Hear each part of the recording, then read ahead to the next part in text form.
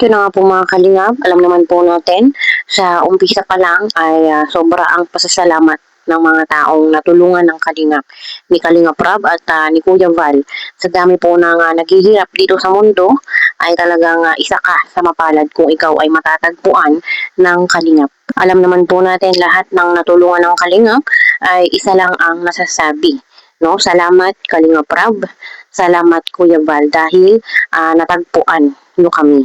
No? Yun po ang madalas nating naririnig sa lahat ng mga natulungan ng Kalingap. At ito po mga Kalingap ang isang patunay na talagang sobra yung pasasalamat nila at natagpuan sila ng Kalingap. Panoorin po natin. Ay, kumusta po kayo? May magpapasko po. Ano po bang kadalasan ginagawa niyo pa nagpapasko? Ano po, simple lang po, basta sama-sama lang po kami. Basta sama-sama lang kayo. Medyo hindi po kami naghahanda ng kasi mahirap po ang buhay. Basta sama-sama lang po kami tapos walang sakit. Wala. Ayan. Thank you po Kuya Ram. Salamat po. Laking tulong po yan sa amin. Tsaka nagpapasalamat din po ako dahil sa tulong ninyo. Nakakapagtrabaho na po yung asawa ko. Wow. Kasi po siya ng gamot. Nakakabili ng gamot. Okay. Yung binibigay niyo po sa amin. Okay, binibigyan namin, pinabibili niyo po ng gamot. Kasi maintenance po yung niya ay gamot kaya. Ikaw, Biancy, ano yung pinagpapasalamat mo sa Diyos ngayong darating na Pasko? Nagpapasalamat po ako kasi po yung tinupad niya po yung yung hiling ko po na makita niyo po ako. Napuntahan po ninyo ako. Yung kay Doc Love po. Hiniling mo na rin pala yun na mapuntahan namin. Yung hiling ko po na makita niyo po ako. Napuntahan po ninyo ako. Yung kay Doc Love po. Hiniling mo na rin pala yun na mapuntahan namin. Puntahan kita. Tapos ngayon, tuloy-tuloy yung blessing sa inyo, ganun. Ikaw, Nay, ano po yung pinagpapasalamat mo? Lapit mo kayo na yan. Papasalamat po ako sa lahat ng sumuporta po sa kay Biancy po, tsaka po sa mga tumulong po sa amin, sa iyo Kuya Rab, sa lahat po ng naitulong ninyo sa amin po. Laking tulong po sa amin. Kasi po talagang noon po ay sobrang hirap po ng buhay talaga namin.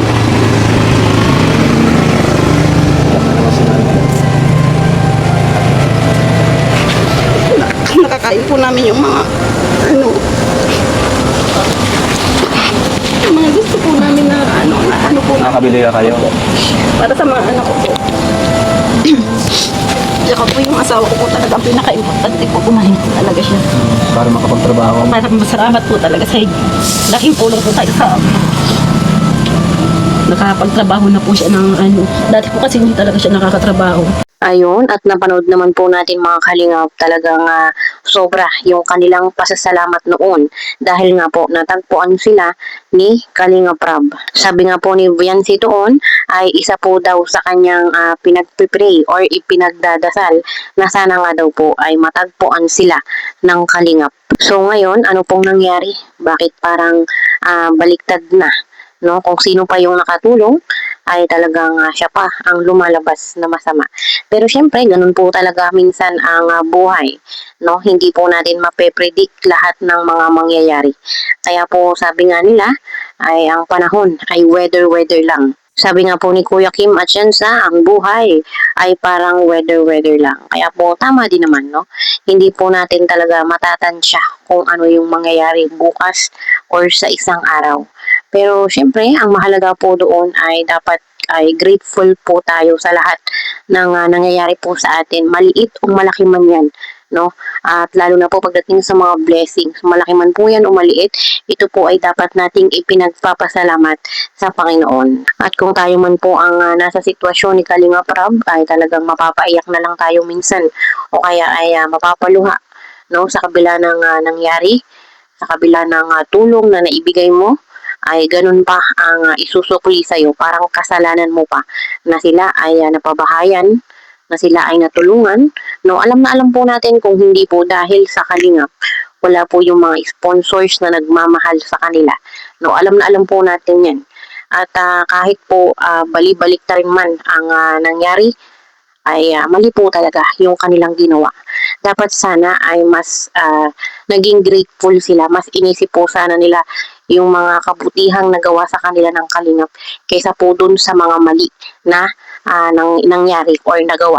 No, kung meron man pong nagawang mali. Tulad nga po doon sa sinabi ni Nanay Hansel doon nga po sa live kung saan ay nagpakita na nga po si Biancy. Parang ang dating po ay nagsisisi pa sila na sila ay natulungan ng Kalingap. Kaya talagang napakasakit po nito sa Kalingap, no? Kay Kalingap Rab at kay Kuya Val. At talagang wala na po itong lunas. Hindi na po ito malulutasan. Kumbaga ay nandito na po, no? Kundi tanggapin yung nangyayari na ganito po lagi yung setup na pag nagla-live po sila, may parinig, no? Hindi na po talaga ito maiiwasan. At tulad nga po ng sinabi ni Vinci ay payag naman po siya na reaksyonan siya ng mga reaktor. For your information po, kahit po kami naglalabada ay kumakain po kami ng 3 beses sa isang araw. Hindi naman po kami humingi ng tulong. Sila po yung lumapit sa amin para tulungan kami. Ayaw ko mang rito ka. At ayon niya kay Nanay Hansel, hindi naman daw sila humingi ng tulong. Wow! Hindi humingi ng tulong? Pero kay hindi man humingi, kay humingi man o hindi, bagkus, magpapasalamat pa rin po Nanay Hansel. Dahil, pasalamat bakit? Dahil ang grasya po ang lumapit sa inyo. Ano po? Kay humingi man o hindi, bagkus yan ay ipagpapasalamat pa rin. Ano po, lalo na sa mga pangunahin na nandyan na tumulong. Kalingap Rab, iyan po ay malaking bagay para sa inyong buhay na nabago. Para sa nabago inyong buhay, sabi ko nga, kay humingi man kayo o hindi, iyon pa ipagpapasalamat. O, pero tayo ay magpapasalamat, kahit tayo humihingi. Dahil ika nga ikinakaloob ng Panginoon na tayo ay makatanggap ng biyaya na hindi natin inaasahan na ito ay darating sa ating buhay. Ano po, mga tao na ginawang instrumento. Ang sa'yo katulad yung mga gamit, iyak pa more para kaawaan. Ang sabi niya dito, may binasa, nagmamahal lang sa inyo ay katulad nyo magagamit, iyak pa more para kaawaan. So binasa niya yan, ano? Okay, ano sagot niya? Talaga ba? Talaga ba? Hmm? Mali po. Ang nagmamahal po Hindi mali po, sabi niya. Ang nagmamahal, sa akin, yung mga taong nagmamahal din sa pamilya nila. ang nagmamahal daw sa kanya ay yung mga tao nagmamahal sa pamilya nyo o natin. Ang nagmamahal sa kanya ay yung mga tao nagmamahal sa pamilya natin. Natin, ninyo, kayo dyan. Okay, okay. So, hindi naman big deal to. Wala namang problema yun. Okay. Kung ikaw ay minamahal ng aming mga pamilya, nagmamahal sa amin, ay okay, maganda. Okay. Wala akong sasabihin ditong hindi ka deserve mahalin ng aming mga pamilya na nagmamahal sa amin. Okay. Dahil ang mga mahal namin sa buhay na nagmamahal sa amin ay mapagmahal. Oh, di ba? Kung ikaw man ay minamahal ng mga pamilya namin nagmamahal sa amin, ay isa patunay lang na ikaw nga ay napagmahal ang aming mga pamilya nagmamahal sa amin. Okay, tuloy, ha? O, laksan ko. Ganun yan. Ganun daw yun. Okay. Kung mahal ka ng aming pamilya na nagmamahal sa amin, okay, maganda. Okay, dapat ganun din kayo, no? Ganun din kayo.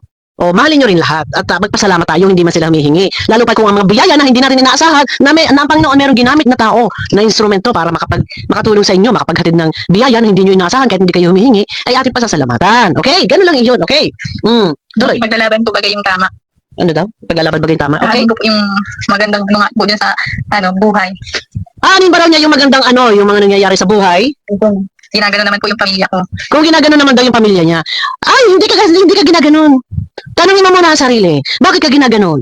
Sino ba yung unang nagganon? Ano ba yun? Yung na-reaksyonan ka? Bakit ba nagkahatong-hantong? Balikan natin sa nakaraan. Anin ba raw yung magandang buhay kung ginaganon naman daw yung pamilya niya? Ako nag-reaction lang. Balikan natin. Bakit ba kayo nare-reaksyonan? Saan ba nag-umpisa? Dahil si nanay mo, si mama mo ay nagpara comment sa live ni Kuya Bal at doon nagpara sumbat-sumbat na patungkol sa semento. Na yung semento kuno ay kinuha ni Kuya Bal. Tapos sinasabi ni mama mo na yung bahay, yung kwarto mo, ang nagpagawa ay sponsor dahil ang ginamit na semento kuno, ang semento kuno ay pampagawa ng kusina na binili ng isang sponsor na si Leo. Ngayon, sabi pa doon, bakit nyo kami ginaganyan?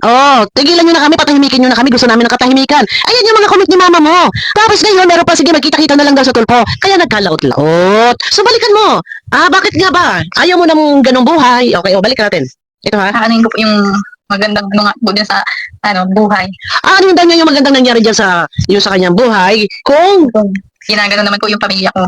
ginagano ng pamilya, bakit nga ba kayo na-reaksyonan? Dahil si mama mo ay nagpara-comment sa live ni Kuya Bal.